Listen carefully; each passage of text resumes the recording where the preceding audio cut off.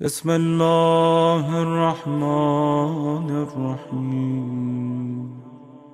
جنت کے دروازے زیادہ ہیں، جہنم کے دروازے اس سے کم ہیں۔ کیا مطلب ہے اس کا؟ جنت میں جانے والے کتنے ہوں گے؟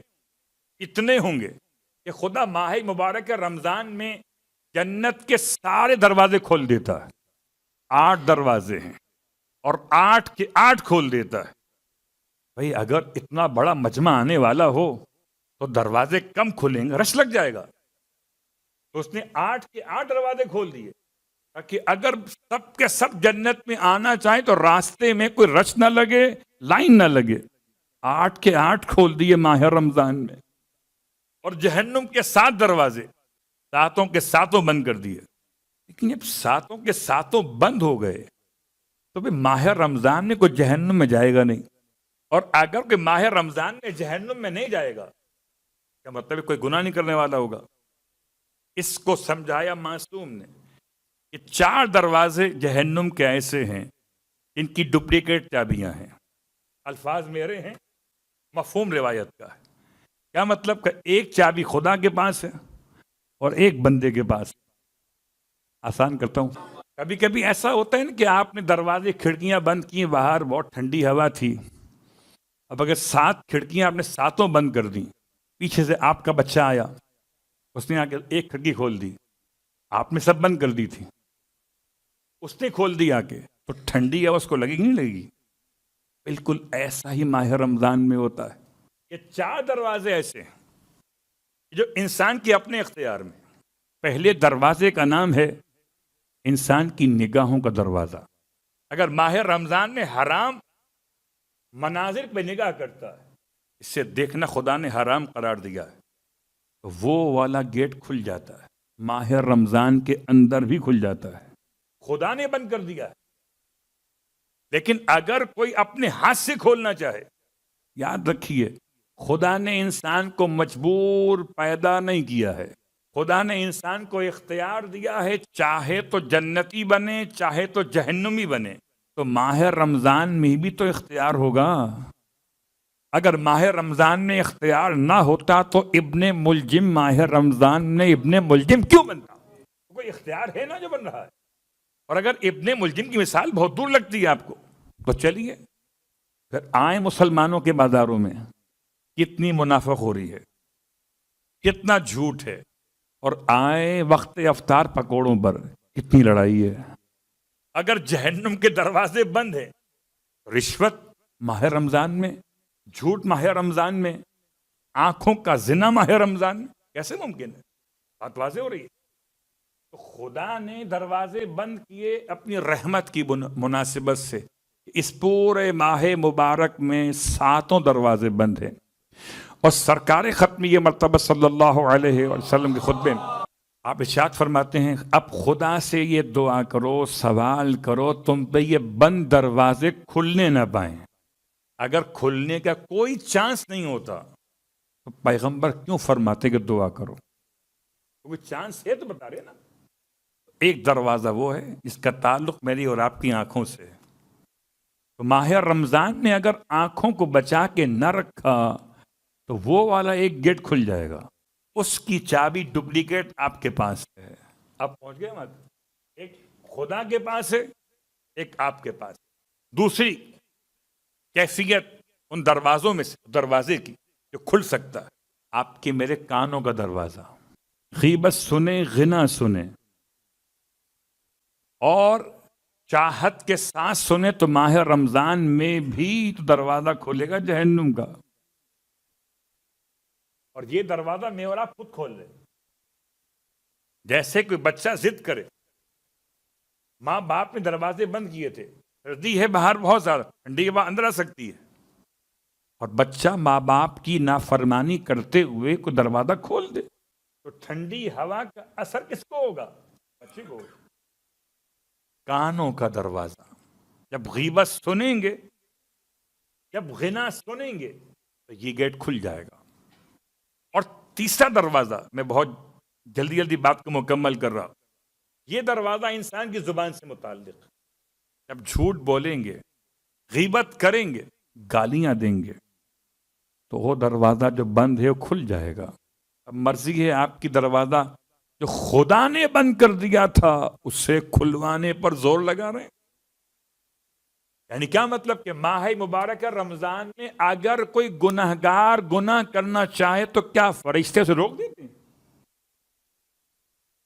اور اگر کوئی گناہ کرے گا تو کہ جہنم میں نہیں جائے گا اس بنیاد پر کہ ماہ رمضان نے کیا تھا. اگر ایسا ہوتا تو قبلہ پورے 11 مہینے کے جمع کر کے رکھتے کہ جو کرنا ہے برائی ماہ رمضان میں کریں گے, اس میں حساب ہی نہیں ہوگا. چوتھا اور آخری, اور وہ ہے انسان کا لقمہ حرام سے اپنے آپ کو بچانا. اگر نہیں بچایا, افطار کیا حرام سے. ابھی آپ سن رہے تھے نا مسائل کو, کہ اگر کوئی گناہوں کا سفر اختیار کرے تو نماز بھی پوری اور روزہ بھی رکھے اور جہنم میں بھی جائے. کیا کہنے اس نمازی کے, نماز پڑھ کے جہنم میں جائے گا, روزہ رکھ کے جہنم میں جائے گا, اس لیے کہ اس نے گناہ کا ارادہ کیا ہے. اور اگر گناہ کا ارادہ نمازی کو جہنم میں لے جاتا ہے تو مولا کی محبت کا ارادہ انسان کو جنت میں لے جائے. اس لیے چوتھا دروازہ ہے انسان کے لیے کہ اپنے آپ کو حرام غذاؤں سے بچائے, حرام نگاہوں سے, حرام آوازوں سے, حرام الفاظ سے اور حرام غذاؤں سے. چاروں مکمل ہو گئے. بات سے بات یہاں تک آ گئی تھی, میں نے چاہا کہ آج مکمل کر دوں. تو پروردگار عالم نے سورہ محمد کی ان 2 آیتوں میں, آیت نمبر 8 آیت نمبر 9, کل سے آیت نمبر 10 تک پہنچیں گے, آج 9 مکمل کر لی. کرہو ما انزل اللہ, انہیں اچھی نہیں لگتی یہ باتیں جو اللہ نے نازل کی اپنے محمد پر. احبط اعمالہم, اور جس سے خدا کا نازل کیا وہ اچھا نہیں لگتا, خدا کو اس کا عمل بھی اچھا نہیں لگتا. اگر تمہیں ہمارا علی اچھا نہیں لگتا, ہمیں تمہارا سجدہ اچھا نہیں لگتا. اب تمہارا مسئلہ ہے, تم جانو تمہاری ٹکریں جانے, سجدہ کہاں سے ہو گیا. ہم تو سمجھتے ہیں کہ عادتاً اور ہے عبادتاً اور ہے. بار بار جھکنا سیکھ لیا, ایکسرسائز تو کر رہے ہو, عبادت نہیں کر رہے. روزے تو رکھ رہے ہو, ڈائٹنگ تو ہو رہی ہے, تقویٰ نہیں آ رہا جب تک کہ علی کی محبت دل میں نہیں آ رہی. بس عزیزو, بات کو یہاں تک لا کر آج کی آیت کیا ہے. روزانہ آپ کی خدمت میں ایک آیت پیش کرتا ہوں کہ تاکہ اگر آپ کوئی توسل کرنا چاہیں تو اس آیت سے توسل کر کے اپنے مسائل کو حل کریں. آیت سننا چاہیں گے آج کی؟ تو آئیے, آج کی آیت ہے وہ کہ جہاں سرکار اللہ نے اپنے نام کے ساتھ لفظ حافظ کو استعمال کیا ہے. اسے میں اب آیت حافظ کہوں یا آیت قرآن کہوں. ہے یہ آیت سورہ یوسف کی آیت نمبر 64, اس کا آخری حصہ ہے. بہت مجرب آیت, اور میں نے آج خود عمل کیا ہے اس آیت پر, اور اس کا تجربہ خود کر کے آج ہی بیان کر رہا ہوں. صلوات پڑھیں محمد و آل محمد.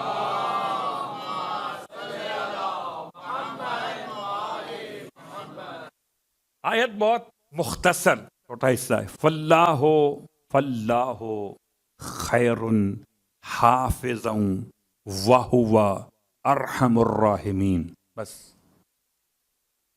اللہ خیر حافظا وہو ارحم الراحمین. یہ کل آیت ہے, یہ مکمل آیت نہیں, آیت کا آخری حصہ.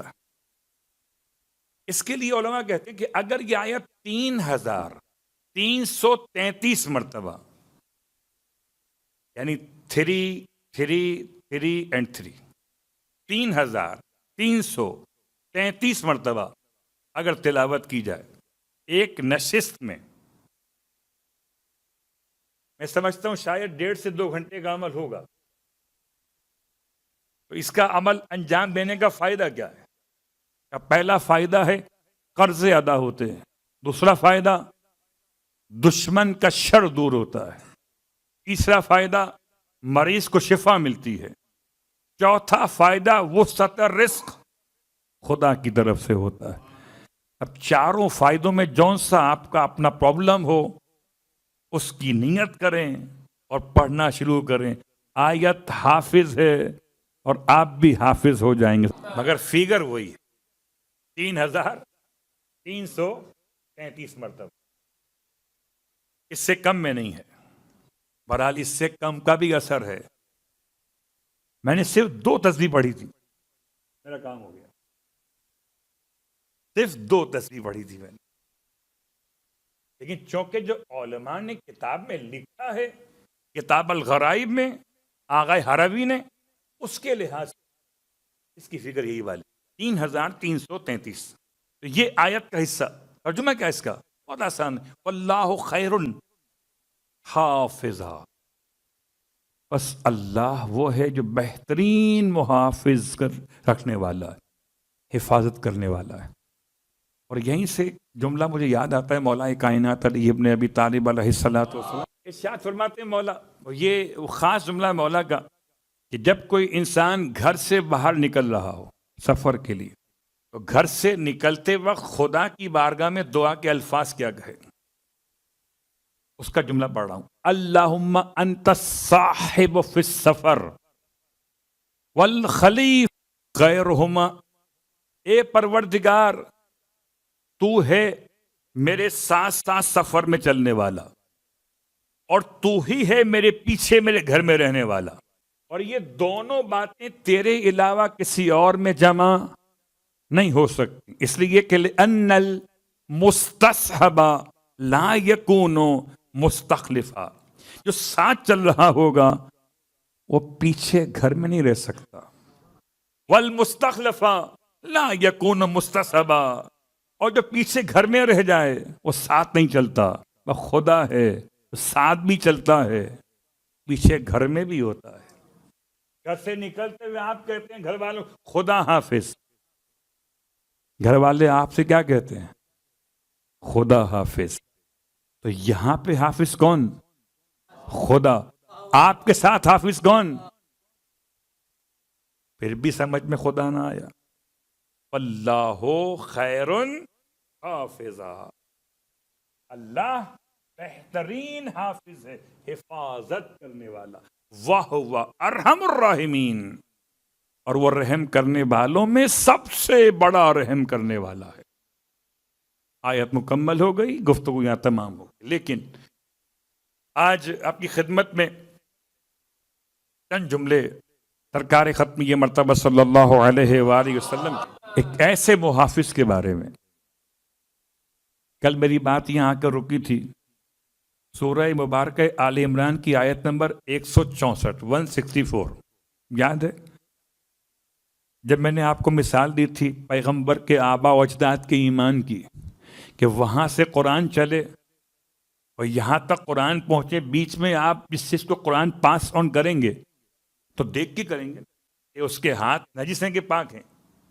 تو خدا نے اپنے حبیب کے نور کو آگے بڑھایا تو کن ہستیوں کے اسلاب و ارحام سے آگے منتقل کیا؟ ان میں عبداللہ سے پہلے ایک نام ہے عبد المطلب۔ آپ مکۃ المکرمہ میں نہیں، مدینہ منورہ میں پیدا ہوئے۔ آپ کو شیبۃ الحمد کے نام سے آپ کی ماں سلمہ نے یاد کیا، آپ کی ماں کا نام سلمہ۔ آپ کے القابات میں عامر بھی آپ کا نام ہے، ابراہیم میں ثانی بھی آپ کو کہتے ہیں، اور فیاض بھی آپ کو کہتے ہیں، اور ابو سعادت الاشر 10 سیدوں کا باپ بھی آپ کو کہتے ہیں۔ عبد المطلب بھی ہیں، ساقی الحجیج بھی ہیں، حافر زمزم بھی ہیں، اور پیغمبر فرماتے ہیں میرے دادا قیامت میں ایسے آئیں گے کہ چہرہ انبیاء کی طرح کا چہرہ ہوگا اور چلنے کا انداز بادشاہوں والا ہوگا۔ اللہ اکبر۔ اور خدا چاہے تو اگر حضرت سلیمان کو دونوں چیزیں ایک ساتھ دے سکتا ہے تو روز قیامت محمد کے دادا کو دادا کیوں نہیں بنا سکتا ہے؟ اور میں جملہ ہمیشہ کہا کرتا ہوں، ایک اردو کا دادا ہے، اور اردو کے دادا کا مطلب ہے کہ بچپن سے دادا، ایسے دادا کے ذرا سینہ وینا چوڑا ہو جاتا ہے. یہ محلے کے دادا ہیں، ابھی خود بچے ہیں. یہ کیا دادا کا وہ مطلب نہیں ہے، یہ بڑے بہادر ہیں. قسم بخدا کسی دادا کو دادا کہلوانے کا حق ادا ہو نہ ہو، ایک ہی ذات ایسی ہے اسے دادا کہا جائے، اس کے ایک ہاتھ کے نیچے نبی پل رہے ہوں، ایک ہاتھ کے نیچے علی پل رہے.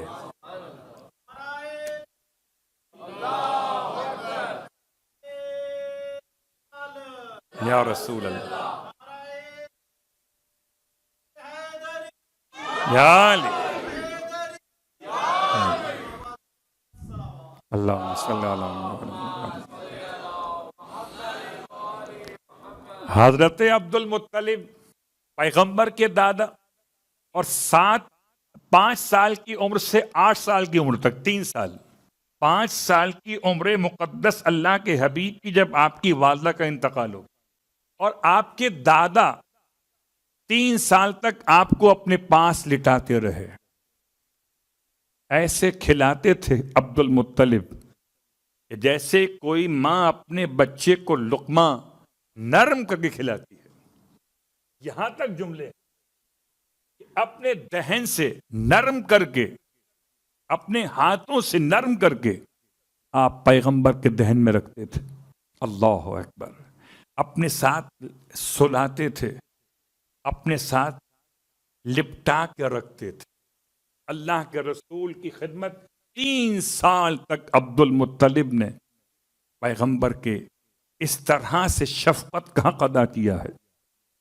قسم بخدا اب قرآن اپنے مقام پر کہتا رہے گا لقد من اللہ علی المؤمنین، اور اس مومنین کے صیغہ جمع میں کوئی اور کیا جمع ہوگا؟ ابو طالب جمع ہوں گے، عبد المطلب جمع ہوں گے، عبداللہ جمع ہوں گے.